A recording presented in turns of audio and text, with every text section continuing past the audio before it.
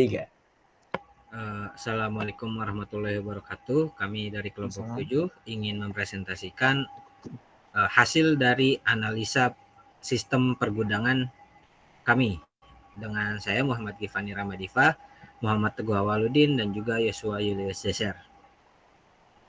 Oke, untuk pertama di latar belakang, seiring berkembangnya industri digital membuat proses transaksi jual beli kian melesat.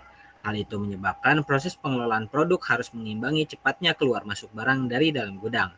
Nah, sistem pergudangan tradisional yang menulis keluar masuknya barang secara manual pun semakin ditinggalkan lantaran prosesnya yang terlalu lambat. Selanjutnya ada penjelasan aplikasi dari yang kami rancang dan kami analisa. Aplikasi ini adalah sistem aplikasi pergudangan berbasis website yang berfungsi sebagai sarana penyimpanan dan pengelolaan inventaris produk secara internal. Sistem ini tidak melibatkan transaksi jual beli dengan pelanggan, melainkan hanya difokuskan pada pencatatan stok dan riwayat keluar masuk barang. Kemudian ada pula tujuan aplikasi kami. Yang pertama, dapat membuat desain sistem pergudangan yang bisa mengupdate stok barang dengan cepat dan efisien bagi operator ataupun admin gudang. Kedua, bisa membuat desain sistem yang bisa menyinkronkan stok barang yang tersedia di dalam gudang dengan stok yang ada pada aplikasi marketplace. Dan yang ketiga, bisa memanfaatkan sistem desain pergudangan digital dengan harapan proses pengelolaan stok barang yang lebih efisien. Kemudian di sini ada use case diagramnya. Di sini kami memiliki 3 aktor, yaitu admin marketplace, super admin, dan juga operator gudang.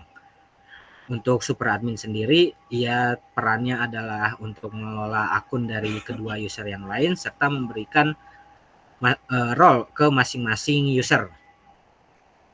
Lalu yang kedua ada operator gudang. Operator gudang ini di dalam sistem ia bisa login dan juga memiliki akses atau role level untuk mengelola stok barang serta mengelola transaksi barang. Bisa pula dia melihat riwayat transaksi dan juga stok barangnya, termasuk juga validasi stok sebelum akhirnya menginput transaksi barang tersebut.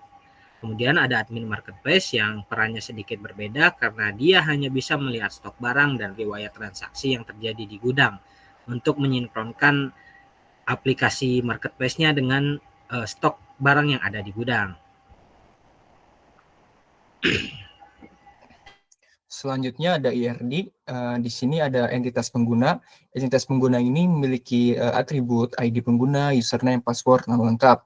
Kemudian ada entitas level akses. Level akses ini memiliki atribut ID level dan nama level. Untuk relationship-nya, banyak pengguna memiliki satu akses banyak dimiliki oleh banyak pengguna. Kemudian ada entitas transaksi stok. Entitas transaksi stok ini memiliki atribut ID transaksi, ID barang, ID lokasi, jumlah, jenis transaksi, tanggal transaksi, ID pengguna, dan keterangan. Untuk relationship-nya dengan pengguna, banyak transaksi stok melakukan satu pengguna dapat melakukan banyak transaksi stok dan banyak transaksi stok dapat dilakukan oleh satu pengguna.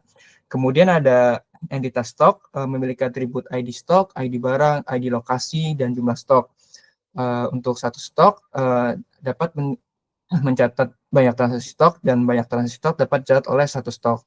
Kemudian ada entitas barang memiliki atribut ID barang, nama barang, deskripsi, dimensi, berat, dan tanggal kedaluarsa. Untuk relationship-nya dengan stok, di sini ada satu stok banyak memiliki barang dan banyak barang dimiliki oleh satu stok. Kemudian ada entitas lokasi memiliki atribut ID lokasi, nama lokasi, dan deskripsi. Untuk relationship-nya dengan stok,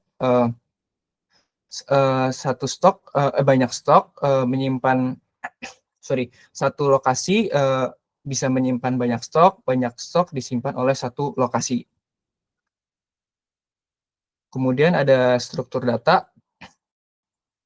Untuk struktur datanya pertama ada nama tabel barang, fungsi untuk menyimpan informasi barang, terdapat kolom ID barang, nama barang, deskripsi, dimensi, berat, tanggal kedaluarsa.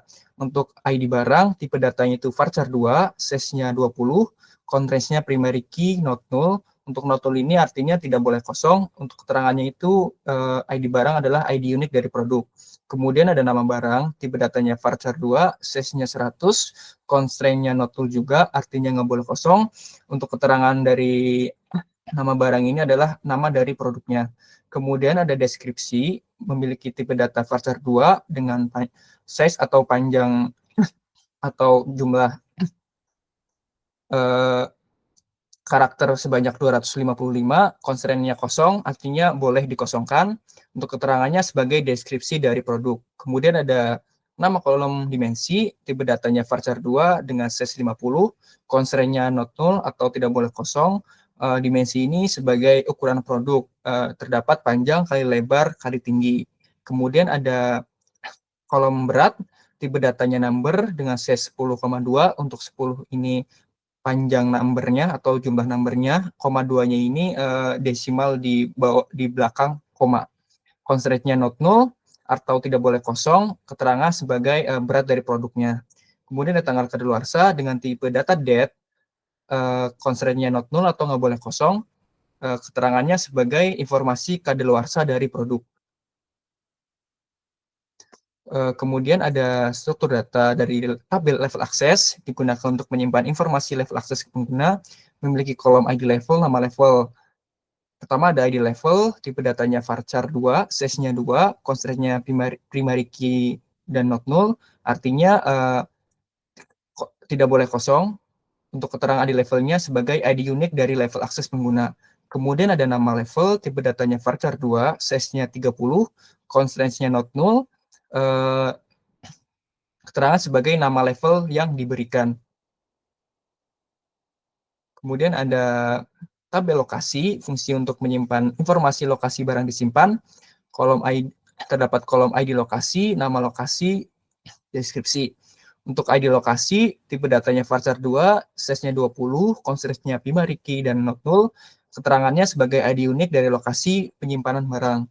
Kemudian ada nama lokasi, tipe datanya varchar 2, size-nya 50, constraint-nya not null atau tidak boleh kosong, sebagai nama lokasi barang disimpan. Kemudian ada deskripsi, tipe datanya varchar 2, size-nya 255, constraint-nya not null, keterangannya sebagai deskripsi dari lokasi. Oke, struktur data yang selanjutnya adalah struktur data untuk nama tabel pengguna, di mana tabel pengguna ini fungsinya untuk menyimpan informasi dari pengguna sistem. Dia terdiri dari beberapa kolom yang berisikan ID pengguna, username, password, nama lengkap, dan ID level. Nah, untuk nama kolom ID pengguna, dia berisikan tipe data varchar dengan ukuran 10, yang memiliki constraint sebagai primary key dan not null, dengan keterangan ID unik dari akun pengguna.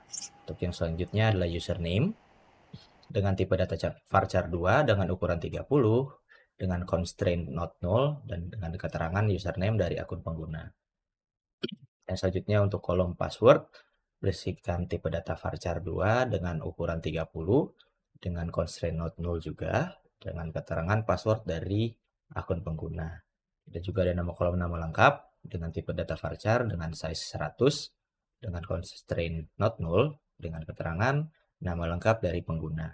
Dan untuk kolom yang terakhir ada untuk ID level, di mana dengan tipe data number, dia size-nya 2,0, dengan constraint foreign key, seperti ini.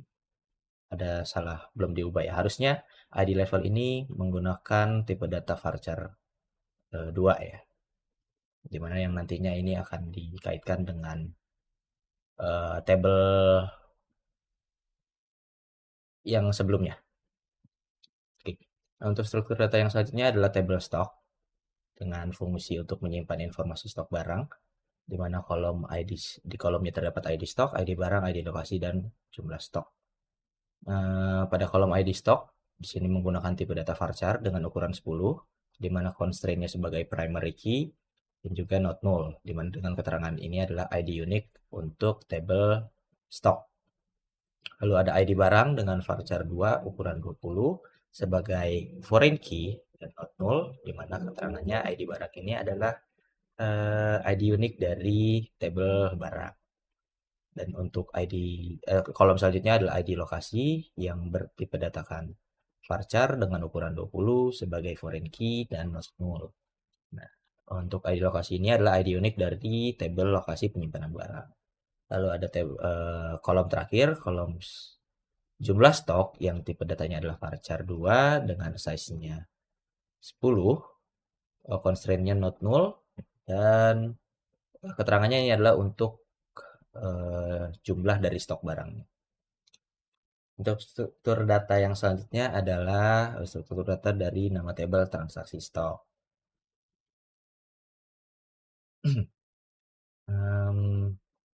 Fungsi dari struktur data ini untuk menyimpan informasi transaksi yang terjadi. Kolomnya ada ID transaksi, ID barang, ID lokasi, jumlah, jenis transaksi, tanggal transaksi, pengguna, dan keterangan. Nah, dari nama kolom-kolom tersebut, untuk kolom ID transaksi, dia menggunakan tipe data varchar 2 dengan ukuran 10 sebagai primary key, yaitu ID unik dari transaksi yang dilakukan atau untuk ID unik untuk tabel transaksi. Lalu ada kolom ID barang dengan tipe data varchar dengan size-nya 20 atau ukurannya 20 sebagai foreign key. Dia not null, dan juga di sini memiliki keterangan ID unik dari tabel produk atau tabel barang. Itu. Lalu ada ID lokasi. Di sini ID lokasi menggunakan tipe data varchar dengan ukuran 20 sebagai foreign key atau not null. Dan juga not null, dia ini mengambil ID unik dari lokasi penyimpanan produk. Dan juga ada nama kolom jumlah. Di sini jumlah menggunakan tipe data number dengan ukuran 10 dan menambahkan 0 angka di belakang koma. Dia memiliki constraint not null, terus keterangannya jumlah dari produk.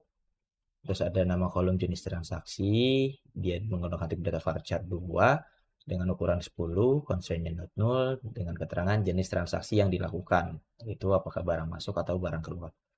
Dan lalu ada tanggal transaksi menggunakan tipe data date dengan constraint not null, dengan keterangan informasi tanggal dari transaksi yang dilakukan. Lalu ada kolom ID pengguna, di sini menggunakan tipe data varchar dengan ukuran 10 dengan constraint foreign key dan not null, di mana ID pengguna ini adalah ID unik dari tabel pengguna yang menangani transaksi. Lalu pada kolom terakhir itu adalah keterangan dengan tipe data varchar 2 dengan size 255,